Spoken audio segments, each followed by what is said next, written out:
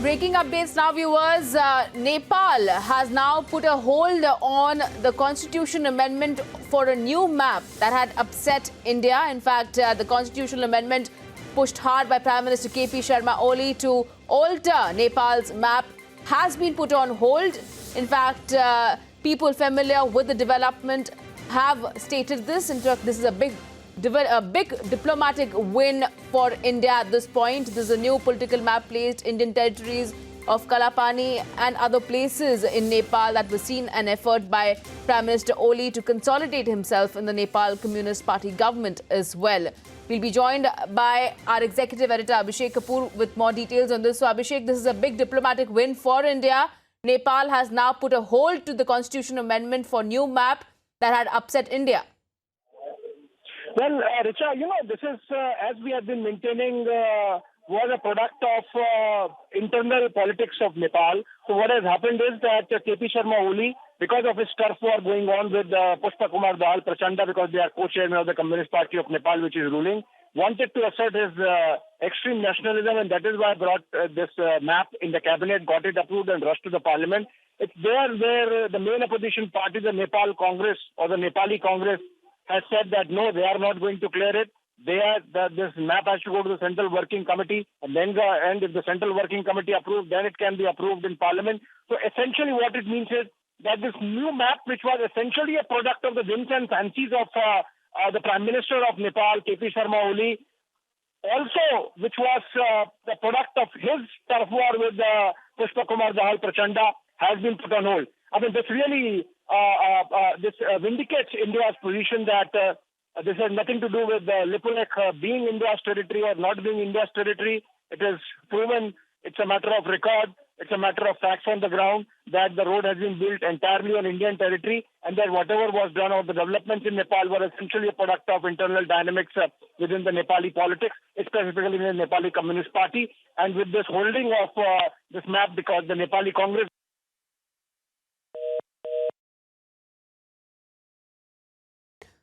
All right, we'll try to go back to Abhishek shortly, but this is a big diplomatic win for India. Nepal has now put a hold on the constitutional amendment for a new map that had upset India earlier. In fact, this constitutional amendment pushed hard by Prime Minister KP Sharma Oli to alter Nepal's map has been put on hold.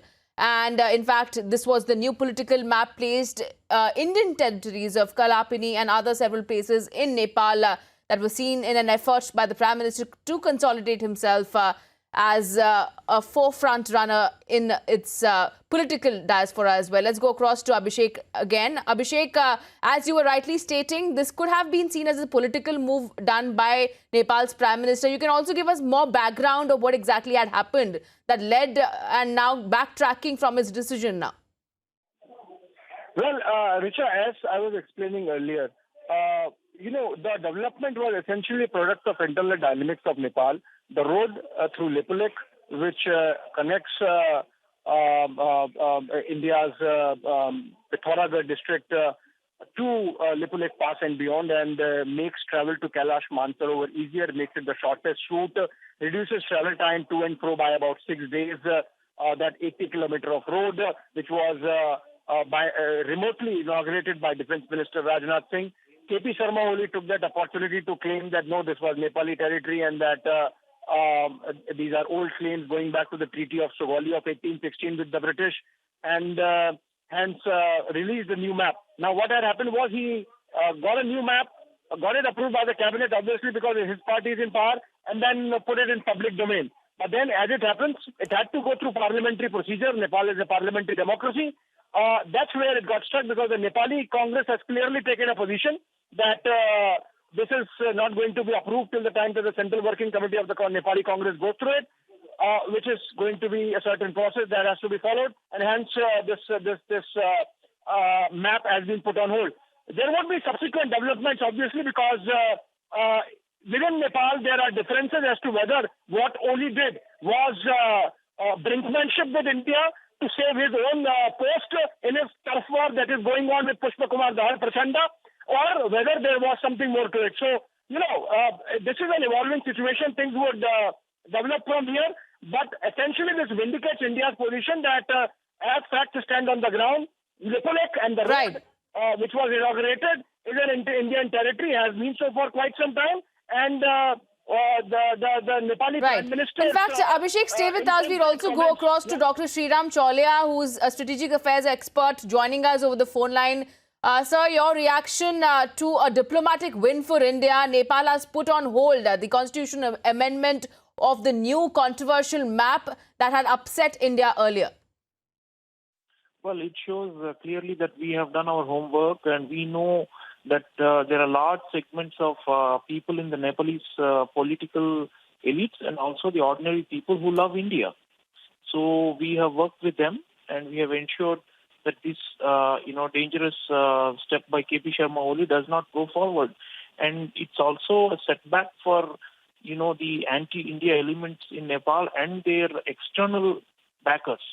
Because we know very well that the current Prime Minister, as Abhishek was mentioning, one is playing partisan politics in order to, keep his own position. And he's like a chameleon. He has changed colors many times in his careers. At some times he has been singing India's praises, other times he's been singing China's praises. A lot of these Nepalese elites, especially Maoist communists, but even sometimes even the Nepalese Congress, they try to play this India card for purely domestic reasons. So I don't think Nepal is going to benefit strategically from alienating India. And I think there is sufficient community consensus in Nepal that they should not antagonize India like this. Using irresponsible phrases like Indian virus and such things did not go down well. I think a lot of Nepalese themselves know that it is India remains their lifeline, is culturally, our Prime Minister has invested so much in Pashupatinath and in building the cultural bridges with Nepal. We continue to be very generous with them economically. So raising the territorial dispute, I think is just foolhardy. And I think the better sense has prevailed. And I think good marks to our government and our leadership because they have worked behind the scenes to cut this dangerous step. Because sometimes what happens is, you remember the time when the Nepalese elites claimed that India had blockaded them. I mean, that was a low point a few years ago. And at that point, I think our political attention was divided and we were not giving 100%. But now we are realizing that some of these small neighbors can be attention hungry. And they want, personal care from the topmost levels of our leadership. So I think those signals have gone through this time. The better crisis management we have done with this. We should not be overly emotional about Nepal.